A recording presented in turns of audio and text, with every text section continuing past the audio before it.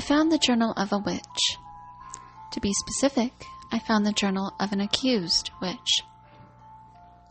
It was in the dilapidated Ash Grove plantation, which has been abandoned for more than a century and a half, since the death of its master, Jean-Louis Alphonse Laverne, 1800 through 1827, and the disappearance of its mistress, Marie Rose Catherine Gauthier, 1805 through who knows. The former Ash Grove plantation has been reclaimed by the swamplands which surround it, the holly and the ivy growing uncontrollably, the unkempt rose bushes in the garden enveloping the pillars in front of the doors to the manor. I was there to photograph the plantation for my collection of photographs of the plantations in Louisiana, and, per usual, I searched through the manor before I photographed it. When I searched through the mistress's bedroom, I discovered an antique desk which held within an old, tattered journal. I was confused as to how this journal went apparently undiscovered for a century and a half, and therefore decided to read through it. As the earlier entries of the journal were too faded to read, the journal now begins on March 19th, 1823. 19 March, 1823. My wedding day. On the feast of St. Joseph. I pray that I am a dutiful wife, as St. Joseph was a dutiful husband. May God bless us. Love, Rosa. I searched through the local library, and I discovered the facts about Marie Rose Catherine Rosa Laverne, née Gauthier. She was born December 8, 1805 in Louisiana, the third child of eventual 13 of Jean-Baptiste Louis Gauthier, 1770 through 1837, and Maria Ana Juana Josefina Rodriguez Alvarez, 1780 through 1850, the master and mistress of the Myrtlewood Plantation near New Orleans. Rosa was baptized in the Cathedral Basilica of St. Louis, King of France, in the Roman Catholic faith of her parents. As the eldest daughter of the Gauthier family, she had numerous suitors prior to her marriage to Jean-Louis Alphonse Laverne. On March 19, 1823, her parents-in-law, Louis Auguste Laverne and Marie Elizabeth Broussard, were the master and mistress of Ash Grove Plantation, which was given to Alphonse and Rosa as a wedding present, after which her parents-in-law moved to a smaller estate of theirs to the north of New Orleans. Her journal describes her life for the next 4 years until the death of her husband. Many of the pages are too faded to the point of illegibility, and therefore I have selected the most pertinent entries to illustrate the story of the alleged witch of Ash Grove.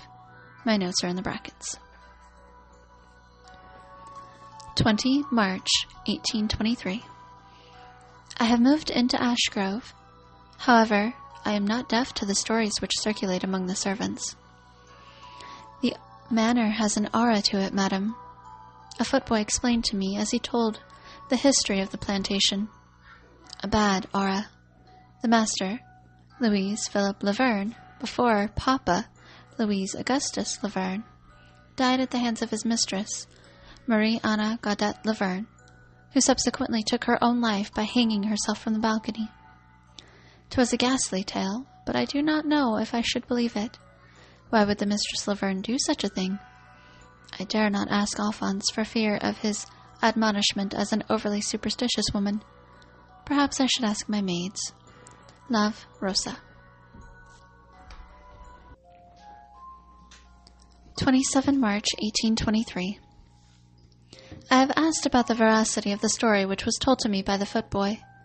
The maids were in accord with his account of the deaths of Papa's eldest brother and his wife. If I am to be honest, I am uncomfortable with the thought of living in a manor where such a tragedy occurred. But the Ash Grove is the family plantation. We cannot leave it to the swamplands. None of my maids were able to provide an adequate explanation as to why Mistress Laverne committed such a horrific act. The consensus among the servants seems to be, she went mad. Why did she go mad? I would ask more of the servants if I were not afraid of Alphonse finding out about my inquiries. Why? Love, Rosa. 1st of April, 1823. The maids have at last given me an adequate explanation as to why Mistress Laverne might have committed such a horrific act. She had brought forth her firstborn son 3 days prior to her suicide. The child did not survive the travails of labor. He was unable to be baptized before his death, and Mistress Laverne was heartbroken. Her heartbreak then gave cause for the servants to say she went mad. On the 13th of October, 1797, she stabbed Master Laverne, her husband, to death, and hanged herself with a makeshift noose from the balcony, which was accessible from her bedroom. She explained her actions in a letter which she penned to the child who never saw life. It was given to Papa, who promptly burned it. O God, Lord and Giver of life, have mercy on their pitiful souls. Love, Rosa.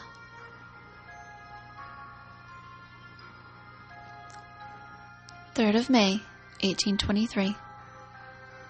The monthly custom of women has ceased to be upon me. O God, Lord and Giver of life, I shall be a mother. I pray that I am a loving mother to my dearest Alphonse's children. May God bless us. Love, Rosa. May 5th, 1823. I have informed Alphonse. He was overjoyed. We shall be a complete family. Love, Rosa. 10th of June, 1823. Although I am loath to admit it, my fears have gotten the better of me. I have insisted that Alphonse permit me to bring forth our first-born child in my childhood home, Myrtlewood Plantation. I did not tell him why I wanted it to be so, but I could not fathom giving birth in the room in which a woman went mad after she lost her child. I will return to Ash Grove after the time has come for me to be delivered. Love, Rosa. 8th of August, 1823. I have felt the quickening of my child within me. How beautiful, glorious, wonderful life is. Love, Rosa. 2nd of January, 1824. I have brought forth, on January 1st, 1824, our firstborn son at Myrtlewood Plantation. Alphonse and I are overjoyed at having an heir to the name Laverne. Love, Rosa. January 5th, 1824. Our son was baptized, Jean-Louis Auguste Laverne, at the Cathedral of St. Louis, King of France. Mama, Maria Ana Juana Josefa Rodriguez Alvarez Gauther, has conferred his name on him in Spanish, Juan Luis Augusto, Luisito, my Luisito. We shall return to the Ash Grove soon. Love, Rosa. 10th of January, 1824. I have returned to the Ash Grove with Luisito. He is a beautiful baby boy. Alphonse and I are closer than ever before. May God bless us. Love, Rosa. Jean-Louis Auguste Luisito Laverne, born January 1st, 1824, died of causes unknown February 7, 1824, a month and a half after his birth. A Requiem Mass was celebrated on February 14th, and he was buried in the Laverne Mausoleum in the St. Louis Cemetery No. 1 in New Orleans. Rosa did not write in her journal for a month. Her journal entries resume on the feast of the Annunciation of the Blessed Virgin Mary, March 25th, 1824. March 25th, 1824. The Lord gave, and the Lord taketh away. Blessed be the name of the Lord. 27th of March, 1824. Are the servants correct in their assumptions that the Ash Grove had something to do with the untimely death of my Luisito? I do not know. Perhaps I should speak with them. Love, Rosa. March 28th, 1824. Last night I made my way to the servants' quarters, and I spoke with them about the history of Ash Grove. There are rumors that have persisted through the generation to generation that the Ash Grove was the location of a slave burial ground which was kept by a voodoo priestess. Are the rumors true? What an unholy place! 'Tis overshadows with the powers of the darkness. My poor child. He was an unfortunate victim of the ash grove. Love, Rosa. March 30th, 1824. I summoned all the courage within me to reveal to Alphonse the knowledge imparted unto me by the servants regarding the history of the ash grove. Before his family owned the land, there was a slave burial ground located near the swamplands. However, he dismissed me, claiming that, "'tis superstition." We argued about the possible claim that the powers of darkness might have staked on the land on which the manor now stands. He believes neither me nor the servants. Furthermore, he believes that I am blinded by my grief. Am I blinded by my grief? I do not know. Is he blinded by ignorance? Love, Rosa. March 31st, 1824. The eldest of the servants confirmed the rumors that before the family Laverne bought the land, in 1760, it was near the site of an unmarked slave burial ground, which was kept by a voodoo priestess who lived in a cabin in the swamplands. Oh God, what sacrilege have we committed by living on top of a resting place of human beings? Perhaps the song that their souls were singing to the Lord called to my Luisito. Sin never dies. Sin never dies. And now, perhaps, the devil has come home. April 1st, 1824. I revealed all the information which I uncovered about the ash grove and its history to Alphonse. He was more supportive than he was last I spoke to him, and he consoled me as I cried. My Luisito, why did he have to be taken from me? Alphonse suggested that we request a blessing of the ash grove to be performed by Friar Antonio de Sedia. We shall send for him soon. Love, Rosa. April 4th, 1824. Friar Antonio de Sedia performed the blessing on the ash grove without incident. He erased my fears regarding the history of the plantation, reciting, "God will strengthen and keep you from evil." After the blessing, I have felt great peace, the most peace I have felt since my wedding day. Love, Rosa. July 4th, 1824. The monthly custom of women has again ceased to be upon me. O Lord and giver of life, I shall be a mother once more. I pray that I am a loving mother to my dearest Alphonse's children. May God bless us. Love, Rosa. November 2nd, 1824. The Day of the Dead. May all of the faithful departed through the mercy of God rest in peace. I wonder if my Luisito is enjoying the splendor of paradise. Love, Rosa. November 5th, 1824. I have felt the quickening of my child within me.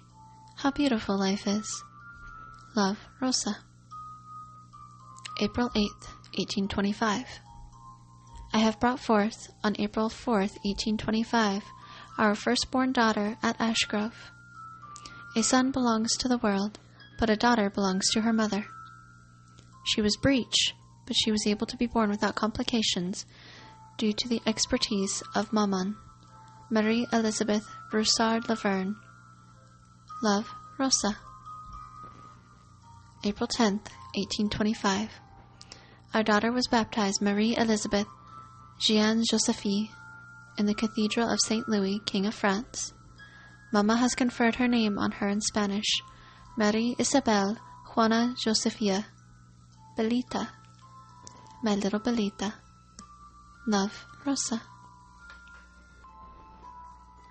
April 17th, 1825. I am afraid to hold Belita, nurse Belita, or even be in the presence of Belita. What if I was the cause of Luisito's death? I love Belita with all my heart and soul. I could not bear losing another child. Perhaps my mind would go as the previous Mistress Laverne's did. Rosa. April 24th, 1825. My sister-in-law, Marie-Louise, Anne Laverne Robichaud, came to visit Belita today and inquire after my health. I confided in her my fears regarding the plantation, Luisito's death, and Belita. Although she was loath to admit it, she confided in me that rumors had begun to spread in town regarding my visits to the servants' quarters to learn about the history of Ashgrove. It is rumored that I had an affair with a servant, and 'tis the reason why I avoid Belita, as she is the reminder in flesh and blood of my sin against my husband and my God. Where would such a rumor start? It may have been one of my maids. Rosa. May 1st, 1825. The rumor was indeed started by one of my maids, Madeleine. She was dismissed from my service after Easter, and she sought to revenge herself by implying that I was an adulteress. How dreadful! Alphonse remains ignorant of any rumor. I will have to speak with him before he hears it from the lips of another. Rosa. May 2nd, 1825. I spoke with Alphonse about the rumors of my infidelity. Although I explained that it originated from the mouth of a discharged maid, he was still angry at me for having visited the servants' quarters in the first place. How dare you go against my word? I do not know what I did wrong. I disobeyed my husband, but it was to clarify the rumors regarding Ashgrove. I apologized, but he stormed away in a huff. I pray he does not believe the rumors. I have been nothing but faithful to him. Rosa. May 3rd, 1825. Alphonse spoke with me in a calm, dignified manner, and he asked me if there was any veracity to the rumors of my infidelity. I answered him with vehemence, no.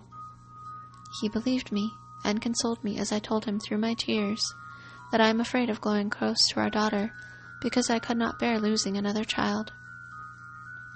He held me close as I sobbed. With Alphonse's strength, I feel able to grow close to Belita. I want us to be a happy family. Love, Rosa. June 3rd, 1825. Although Madeleine repented of her role in starting the rumor of my infidelity, the rumors have nevertheless continued to spread. The latest version of the rumor is that I have visited the servants' quarters to dabble in their voodoo to communicate with the soul of my Luisito. What an abominable lie! I have not strayed from my husband, nor have I strayed from my God. I pray for the repose of the soul of my dearest Luisito each day. Rosa. October 1st, 1825. The monthly custom of women has once more ceased to be upon me. Love, Rosa. November 25th, 1825. With my belly growing big with child, I sat outside the manor, and I was approached by a pair of young African-American children. I assumed that they were the children of the servants, but they began to sing a song. Mother of many, mother of none, after this one, her mind shall be undone. The children pointed at my belly as they repeated the song. I asked them, what do you mean? They stopped their song, and they laughed a laugh that had none of the whimsy of a child's laughter. As I began to approach them, they ran off, and I saw them disappear into the woods to the back of the manor. Who were they? And where were they headed? Rosa. November 30th, 1825. Without the permission of Alphonse, I ventured into the woods at the back of the manor. As I entered the woods proper, I saw the children. They held out their hands as if they were my guides to a destination unknown to me. We walked through a long stretch of the woods before we came upon a cabin. The children released my hands as I walked toward the cabin. Before I knocked on the door, I looked back to the children, who had vanished like smoke. Were they ever really there? The door to the cabin opened on its own, and I went inside. The interior of the cabin was cluttered with books, which ranged in topics from cooking to history. There were books which were about voodoo, witchcraft. The cabin appeared inhabited. Was this the cabin of the voodoo priestess? There was a garden to the back of the cabin, but I had to leave before I investigated further, because I felt faint. I was able to exit the woods without any assistance. I returned to the manor, and I rested on my bed. I did not speak to Alphonse of my discovery, because I was afraid of his admonishment for entering the woods in my condition. However, I could not stop wondering, are the legends founded in truth? Rosa. December 10th, 1825. The rumors regarding my involvement with the servants has escalated. Madeleine has claimed innocence with regards to these rumors, but I do not know if I trust her. I am now accused of dabbling in the voodoo of the servants to cause the deaths of Alphonse and our children, that I might run off with the servant who is supposed to be my lover. How awful! I have already been accused of adultery, and now I am accused of nothing better than being a murderous witch? When will these rumors come to an end? When will they come to an end? Rosa. July 7th, 1826. The child was born dead. Will my heart ever cease from breaking? Rosa. Although he was a stillbirth, Rosa named her son Jean-Baptiste Louis. Laverne. A requiem mass was celebrated on July 14th, and he was buried in the Laverne Mausoleum in the St. Louis Cemetery, No. 1 in New Orleans. Rosa did not write in her journal for 9.5 months. Her journal entries resume on Easter Sunday. April 15th, 1827. The Lord gave, and the Lord taketh away. Blessed be the name of the Lord. May 1st, 1827. My Luisito and my Faustito, why were they taken from me? I love my husband with all my heart, but I cannot live in this manner encompassed by the sorrows of death. I am returning to Myrtlewood Plantation with Belita. Rosa. May 3rd, 1827. Belita fell ill before we could leave Ashgrove for Myrtlewood. She and Alphonse have been stricken with yellow fever. O God, Lord and Giver of life, have mercy on us. Rosa. Jean-Louis Alphonse Laverne, born September 15th, 1800, and Marie Elizabeth Jean Josephine Belita Laverne, born April 4th, died of yellow fever on May 10th and May 13th, 1827, respectively. A double requiem mass was celebrated on May 20th, and they were buried in the Laverne Mausoleum in the St. Louis Cemetery, No. 1 in New Orleans. Rosa continued to write in her journal on the day after the funeral.